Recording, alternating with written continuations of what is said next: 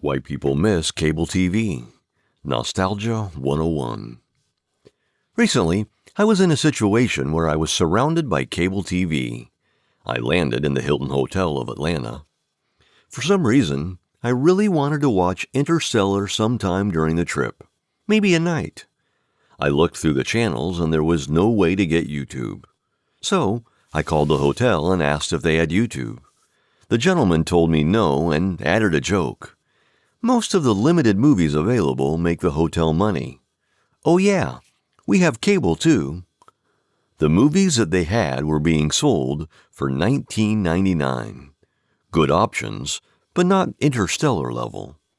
Okay, let's see what cable was like. I went through the cable options, and nostalgia was in the air. My experience with cable in 2023.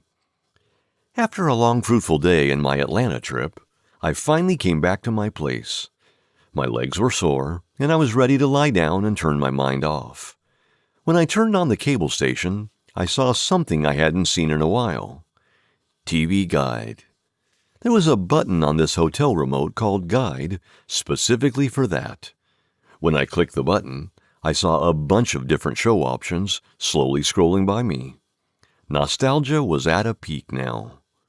The first show I chose was Diners, Drive-Ins, and Dives with Guy Fieri. After watching the show for a while, it was The Office, then Friends. A lot of the times, the TV shows played in the background. Despite not watching the shows in depth, it felt good that the TV was telling me what I was going to watch. The paradox of choice. One reason that cable feels good for 90s babies is because it is nostalgic. When there was cable, there was a centralized culture. In 2007, it was easy to predict what someone watched. We had options, but not that many options. Nowadays, it's different. It's difficult, if not impossible, to predict what someone is watching. When many 90s babies think of cable, they think of being surrounded by their close crew as they all watch the same content. In addition to watching the same thing, they watched it at the same pace. No binge watching. Another reason that cable hits differently is because of the paradox of choice. Humans act like they want choices, but having choices comes with the responsibility of thinking things through. When we have too many choices, we overthink. The reason I liked having the cable on during the Atlanta trip was because of fewer choices. There were only a few channels I could surf through.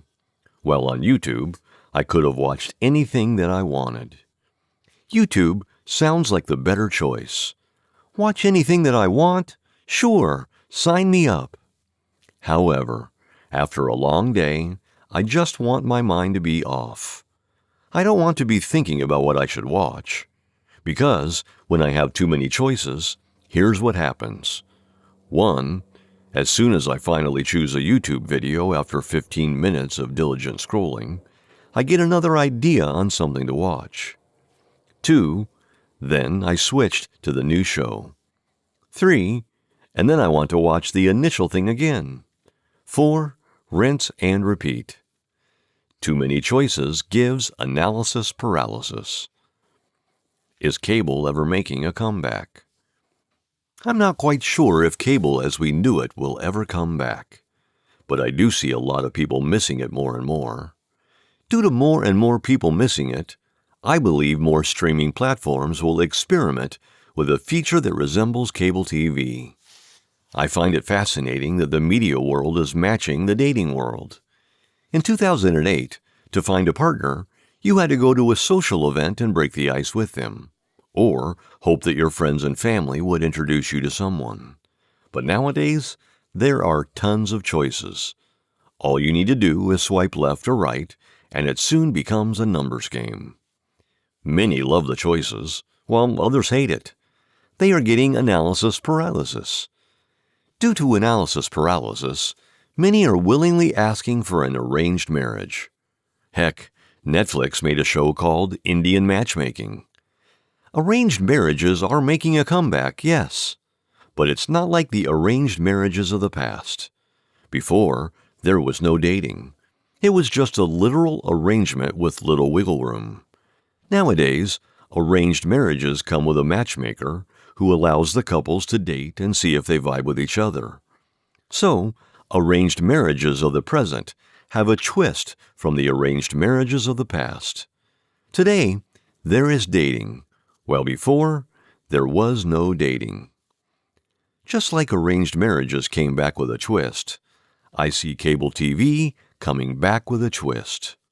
The twist most likely will be a feature within the streaming apps that allow for an old-school feature. Peacock TV has something similar to this. They have a section where I can click TV, and it gives me that old-school nostalgic feel with the TV guide. The TV guide slowly scrolls down as it shows me the limited options that I have. In this case, limited is great. You're not alone. It's been estimated that the average person consumes 5 to 7 hours of media a day, ranging from radio, blogs, books, podcasts, tweets, etc. 5 to 7 hours is a long time. So, it's not strange to question our media preferences every now and then. In the era of the most choices, I see more and more people asking the question, am I the only one who misses cable? Nope, you're not the only one. I too miss cable, as do many people. Not only was cable very nostalgic, but it also served value because it took charge. It said what we were going to watch, rather than giving us too many choices. In the state of limited choices, we were able to turn our minds off and relax.